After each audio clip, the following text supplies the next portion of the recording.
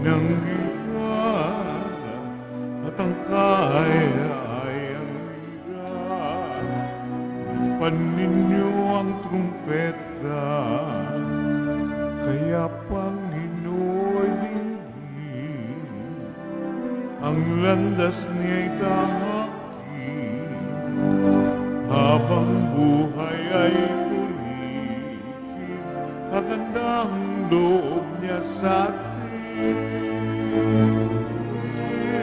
Purihin ang Panginoon, umawit ng kagalakan, at tugtugin ang gitara at ang kaya-ayang lira. Ipan ninyo ang trumpeta, ipan ng trumpeta.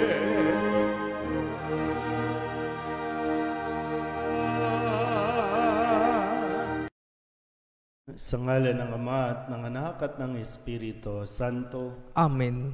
Ang pagpapala ng ating Panginoong Hesukristo, ang pag-ibig ng Diyos Ama, at ang pakikipagkaisa ng Espiritu Santo, naway sumainyong lahat. At sumaiyo rin.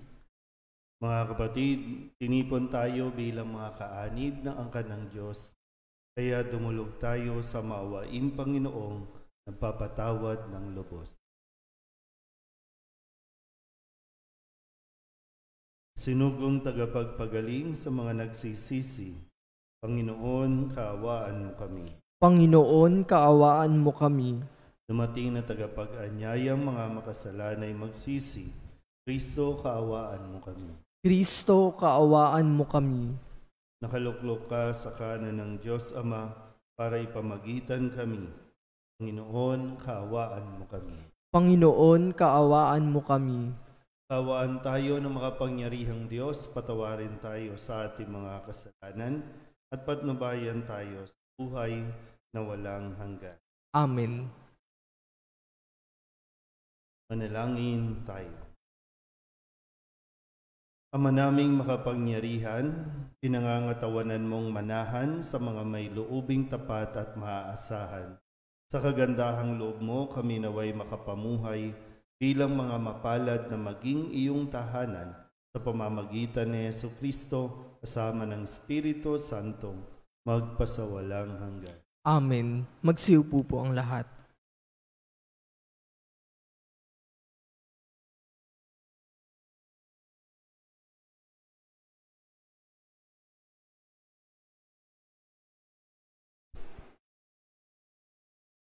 Pagbasa mula sa aklat ng Henesis. Pagkalipas ng 40 araw, binuksan ni Noe ang bintana ng daong at pinalipad ang isang uwak. Ito'y lumigid ng lumigid hanggang ang tubig ay matuyo sa lupa. Sunod niyang pinalipad ang isang kalapati upang tingnan kung wala ng tubig. Palibhas ay laganap pa ang tubig, hindi makalapag ang kalapati, kaya't nagbalik ito. Hinuli ito ni Noe at muling ipinasok sa daong.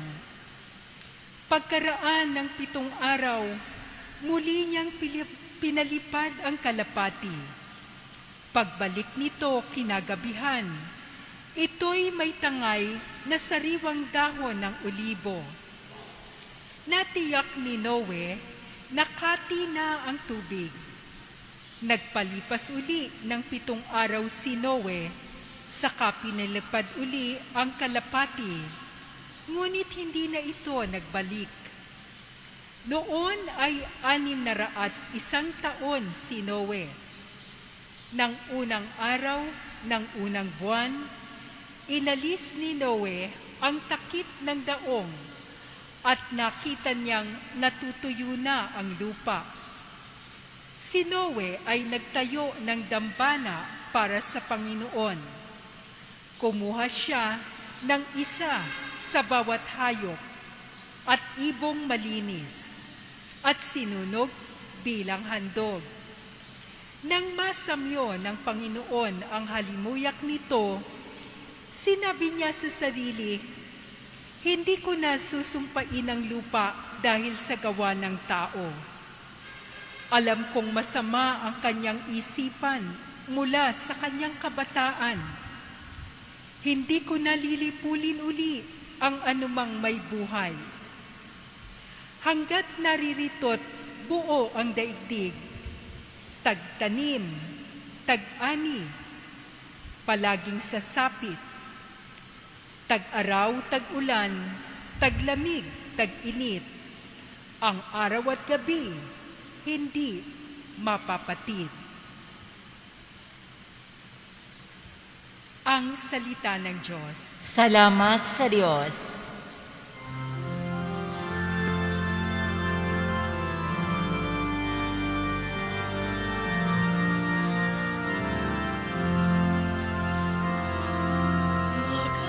Naghahandog ako sa Diyos ng pagpupuring malugod.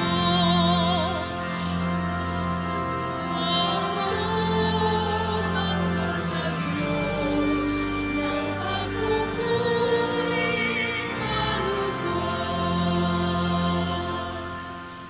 Sa Diyos ko't Panginoon, ano ang aking ihahandog? Sa lahat ng kabutihan na sa aking kaloob, ang handog ko sa dambana ay inumin na masarap bilang aking pagkilala sa ginawang pagliligtas.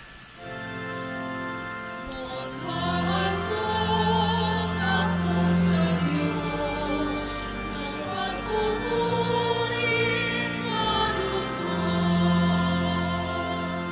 Sa tuwinang magtitipon ang lahat ng kanyang hinirang, ang anumang pangako ko ay doon ko ibibigay.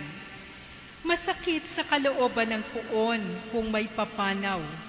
Kahit ito ay iisa, labis siyang magdaramdam. Naghahandog ako sa Diyos ng pagpupuring malugod. Kapag nagsama-sama ang lahat ng iyong hirang sa templo sa Jerusalem, ay doon ko ibibigay ang anumang pangako kong sa iyo ay binitiwan. Naghahandog ako sa Diyos ng pagpupuring malugod. Magsitayo po ang lahat. Hallelujah, hallelujah.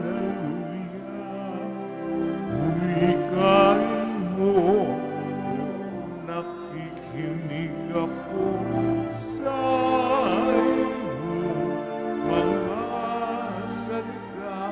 Hallelujah, hallelujah, hallelujah.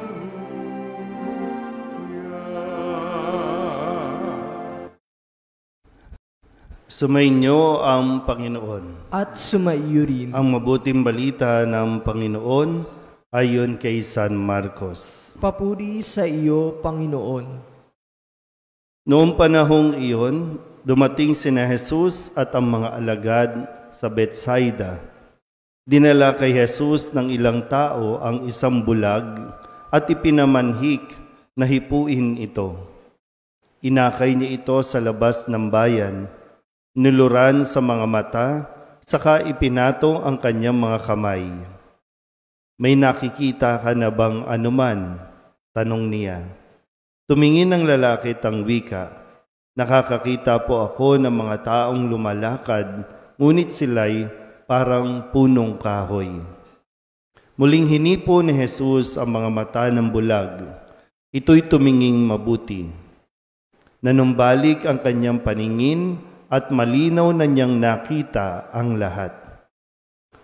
Sinabi sa kanya ni Jesus, umuwi ka na, huwag ka nang dumaan sa bayan. Ang mabuting balita ng Panginoon. Pinupuri ka namin, Panginoong Yesukristo. Magsiupo po ang lahat. Isang mapagpalang araw po sa inyong lahat. Sa umagang ito, tayo po ay inaanyayahan na magkaroon ng bagong perspektibo sa pagtingin natin, yung pananaw sa buhay. Paano natin gagawin yon? Itinuturo ito sa atin ni Jesus sa Ebanghelyo na ipinahayag mula kay San Marcos. Tingnan po natin yung proseso. Merong isang bulag na dinala kay Jesus at pagkatapos dinala ito ni Jesus sa labas. Sabi dito, inakay niya ito sa labas ng bayan.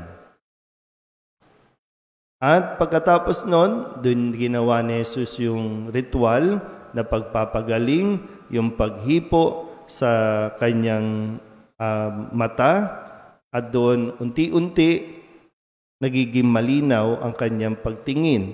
Sa umpisa, sabi nga parang malabo pa, parang punong kahoy pa ang tingin niya. Pero nang muling hipuin ni Jesus, yung mata ng bulag, naging malinaw na sa kanya. At pagkatapos, sabi, huwag ka nang dumaan doon.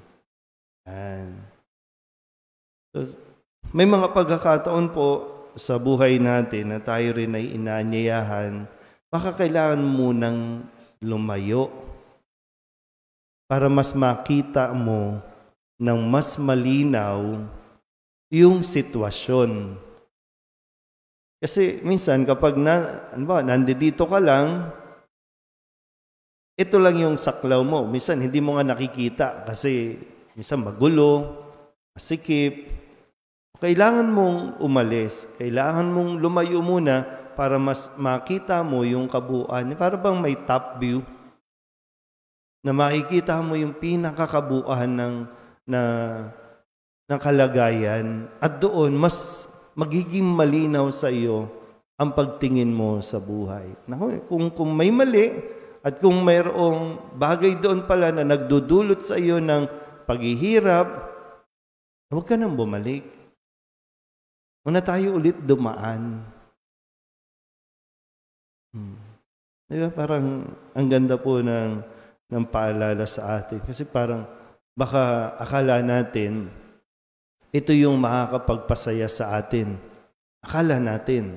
Kasi nga, nabubulagan tayo maging ng mga tao sa paligid natin.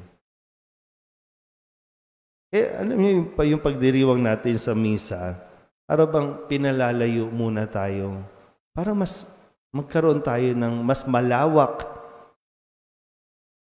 at makita. Sabi nga, sa umpisa parang mga punong kahoy, galaw lang ng galaw, pero kalaunan, okay na.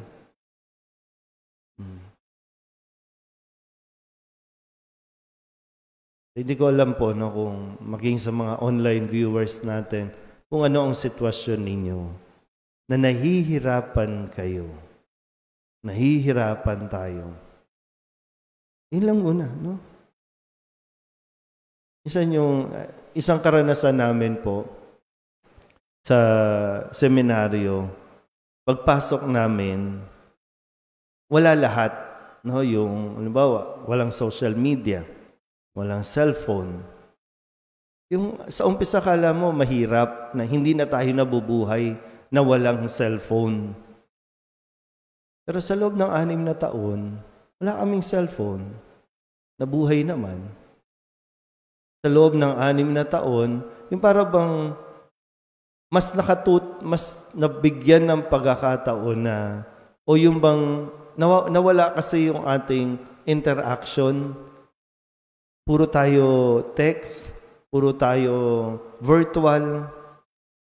O this time, yun pala yun, binabalik tayo dun sa mas maayos na pakikipag-ugnayan, pakikisama. So, kung may mga bagay na inaalis sa atin, hindi dahil ito ay hindi lang basta pangit yung nangyayari o para dyan, kundi inaalis yan para mas makita mo na mayroon pang mas mahalaga dyan. At hindi dyan yung kaligayahan mo, hindi nakabase dyan. Hindi ko alam po kung ano yung paanyaya ng Diyos sa inyo, pero sa ating lahat, sumunod tayo kay Jesus. Paakay din tayo kay Jesus. Una tayong para bang papapigil pa o papatagal pa. Ngayon pa lang, inaakay at gusto tayong akayin ni Jesus sa labas ng ating sitwasyon para mas maging malinaw ang ating makikita. Amen?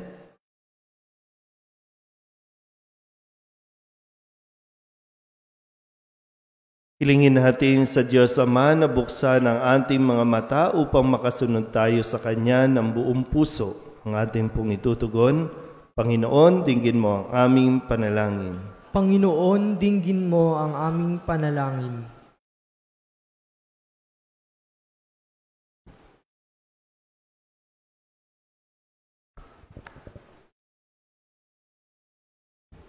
Ang simbahan naway umunlad sa kanyang pagsisikap na dalhin ng liwanag sa mga nakararanas ng kadiliman sa kanilang buhay.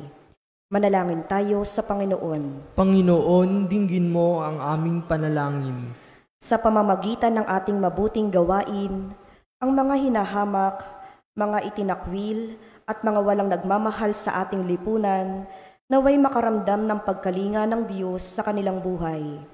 Manalangin tayo sa Panginoon. Panginoon, dinggin mo ang aming panalangin. Tayong lahat, naway magkaroon ng matatag na pananalig kay Jesus na siyang nagbubukas ng ating paningin sa kagandahan ng kaharian ng Diyos. Manalangin tayo sa Panginoon. Panginoon, dinggin mo ang aming panalangin. Ang mga may sakit at mga nagdurusa, naway makita at madama ang mapagmahal na presensya ng Diyos sa mga taong kumakalinga sa kanila. Manalangin tayo sa Panginoon. Panginoon, dinggin mo ang aming panalangin. Ang ating mga yumaong kamag-anak at kaibigan, naway makatagpo ng walang maliw at walang hanggang kapahingahan. Manalangin tayo sa Panginoon. Panginoon, dinggin mo ang aming panalangin. Idulog din natin sa Panginoon ang ating mga personal na kahilingan at mga panalangin para sa ating mga pamilya, kasama ang lahat ng mga kahilingan ng mga nanonood sa online, lahat ng mga misang pasasalamat, special na intensyon at mga kaluluwa na hinihiling na ipagdasal sa misang ito.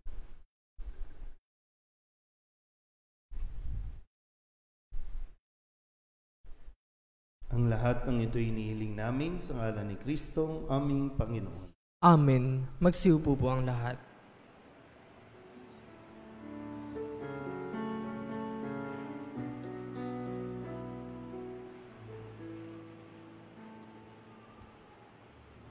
Walay namin aming buhay, bawat kalan at lumbay, bawat pangarap naming taglay, sa palad mo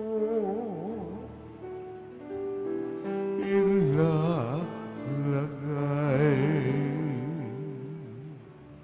Manalangin kayo mga kapatid upang ang paghahain natin ay kalugdan ng Diyos Amang makapangyarihan.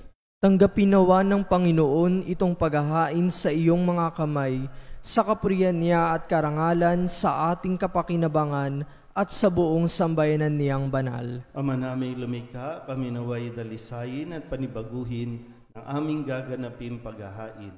Kami naway itaguyod ng gagawin naming ito sa pagnanais naming sundin ang loob mo sa pamamagitan ni Jesucristo kasama ng Espiritu Santo magpasawalang hanggan. Amen. Sumainyo ang Panginoon. At sumaiyo rin. Itaas sa Diyos ang inyong puso at diwa. Itinaas na namin sa Panginoon. Pasalamatan natin ang Panginoong ating Diyos. Marapat na siya ay pasalamatan. Ama naming makapangyarihan, tunay nga marapat na ikaw ay aming pasalamatan. Nasa iyo ang aming buhay, pagkilos at pag-iral. Sa pamumuhay namin araw-araw, tinatamasa namin ang iyong pagmamahal. Sa pag-ibig mong ipinunla sa sangkatauhan, ang Espiritu Santo'y unang aning bigay ng anak mong naglagak sa amin ng katiyakang nakalaang mabuhay kami sa piling mo kailanman. Kaya kaysa ng mga anghel ang sisiawit ng papuri sa iyo, nang walang humpay sa kalangitan, kami nagbubunyi sa iyong kadakilaan.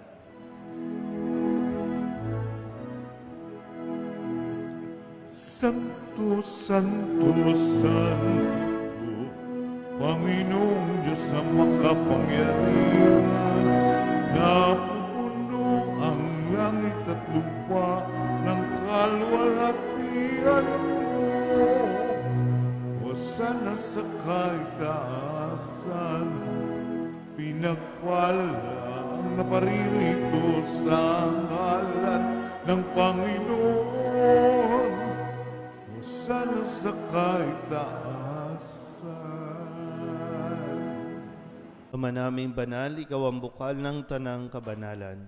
Kaya't sa pamamagitan ng iyong Espiritu, gawin mong banal ang kaloob na ito upang para sa aming maging katawan at dugo ng aming Panginoong Hesukristo. Bago niya pinagtiis ang kusang loob na maging handog, hinawakan niya ang tinapay, inasalamatan kaniya, inaghati-hati ni iyon, iniabot sa kanyang mga alagad at sinabi, tanggapin ninyong lahat ito at kanin, ito ang aking katawan na ihahandog para sa inyo.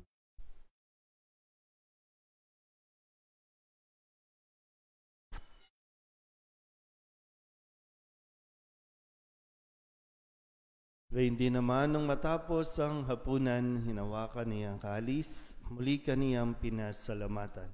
Iniabot niya ang kalis sa kanyang mga alagad at sinabi, tanggapin ninyong lahat ito at inumin. Ito ang kalis ng aking dugo, ng bago at walang hanggang tipan. Ang aking dugo na ibubuhos para sa inyo at para sa lahat sa pagpapatawad ng mga kasalanan. Gawin niyo ito sa pag-alaala sa akin.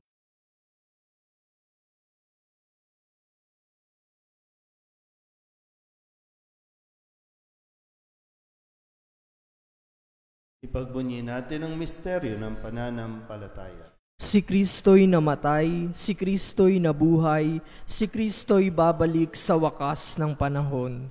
Ama, ginagawa namin ngayon ang pag-alaala sa pagkamatay at muling pagkabuhay ng iyong anak, kaya tiniaalay namin sa iyo ang tinapay na nagbibigay buhay at ang kalis na nagkakaloob ng kaligtasan. May napapasalamat dahil kami iyong minarapat na tumayo sa harap mo para maglingkod sa iyo. Sinasamo namin kami magsasalo-salo sa katawan at dugo ni Kristo ay mabuklod sa pagkakaisa sa pamamagitan ng Espiritu Santo.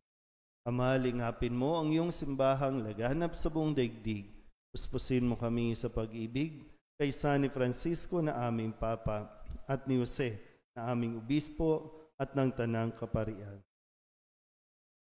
Alalahanin mo rin ang mga kapatid naming nahimlay nang may pag-asang sila'y muling mabubuhay, gayon din ang lahat ng mga pumanaw. Tawaan mo sila at patuloyin sa iyong kaliwanagan. Tawaan mo at pagindapating kaming lahat na makasalo sa iyong buhay na walang wakas.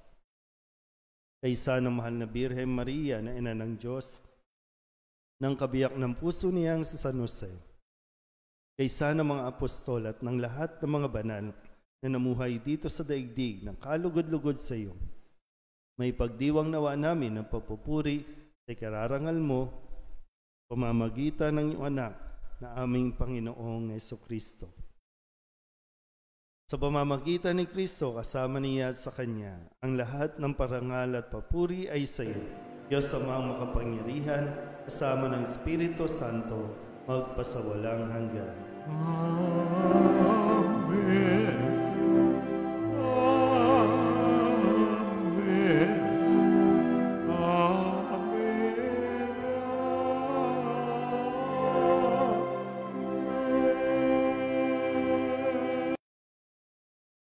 Buong kababaan loob tayong tumawag sa ating Panginoon ng Ama namin.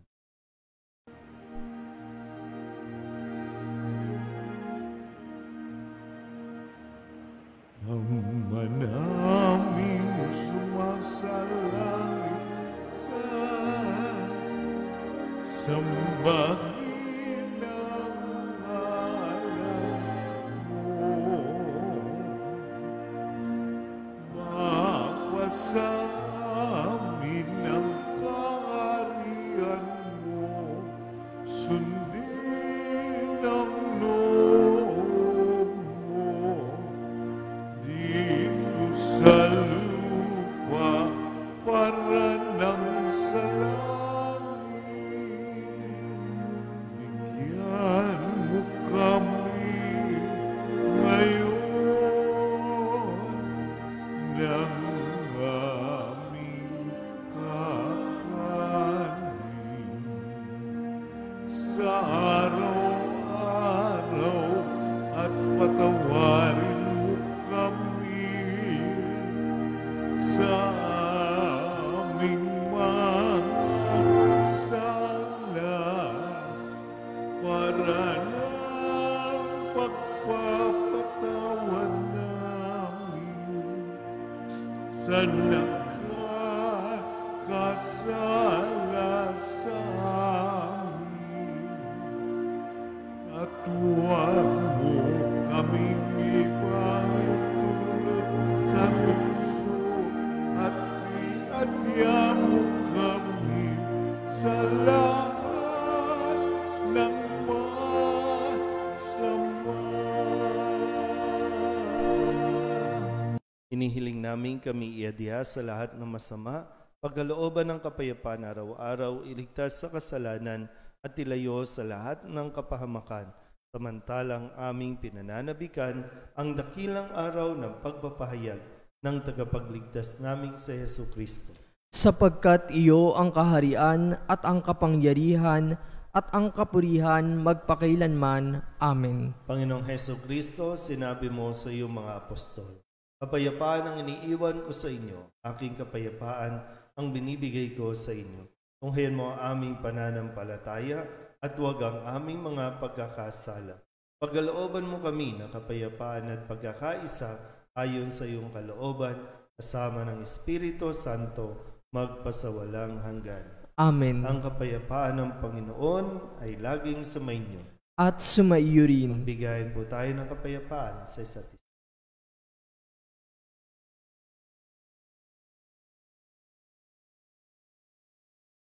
Kordero ng Diyos na nag-aalis ng mga kasalanan ng sanlibutan, maawa ka sa amin.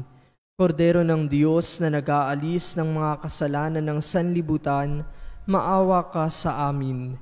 Kordero ng Diyos na nag-aalis ng mga kasalanan ng sanlibutan, ipagkaloob mo sa amin ang kapayapaan. Magsilud po ang lahat. Ito ang kordero ng Diyos. Ito ang nag-aalis ng kasalanan ng sanlibutan. Palad ang mga inaanyayahan sa kanyang piging. Panginoon, hindi ako karapat-dapat na magpatuloy sa iyo, ngunit sa isang salita mo lamang ay gagaling na ako. Katawan ni Kristo. Amen.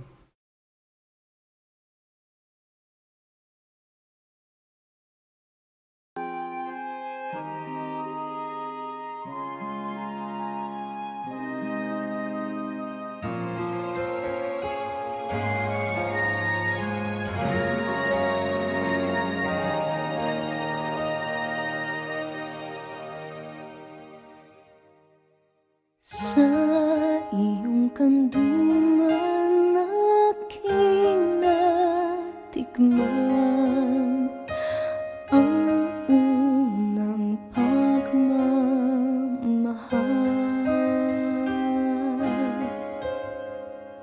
Kahit musmus pa,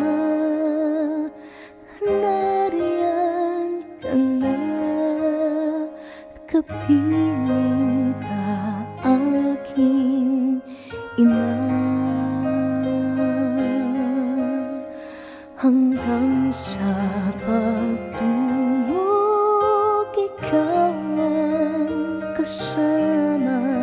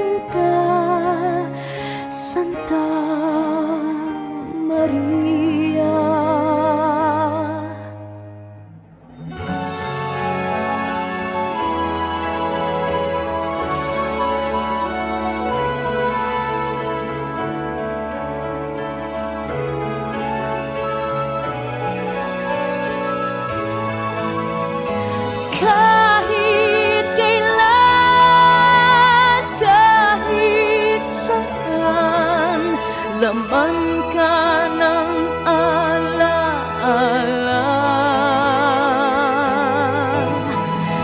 Tanging bituin sa aking langit,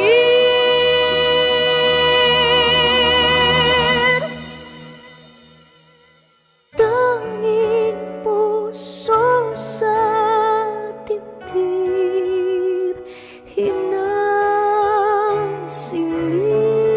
sinta Santa.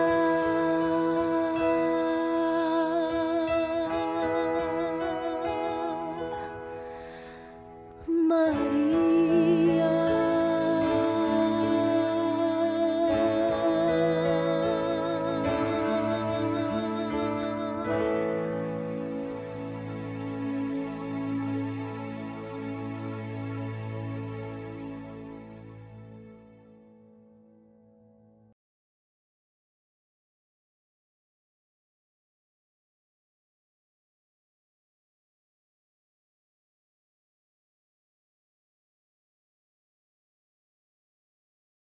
Manalangin tayo. Ama naming mapagmahal, kaming pinapagsalo mo sa banal na pakikinabang, ay gawin mong laging manabik na pagsaluhan ang kaloob mong ito sa aming ikabubuhay. Sa pamamagitan ni Jesucristo kasama ng Espiritu Santo, magpasawalang hanggan. Amen. Sumainyo ang Panginoon At sumaiyo rin. at pagpalain kayo ng makapangyarihang Diyos, Ama at Anak at Espiritu Santo. Amen. Tapos na ang banal na misa, humayo tayo sa kapayapaan ni Kristo. Salamat sa Diyos. Magandang umaga po. Magandang umaga po.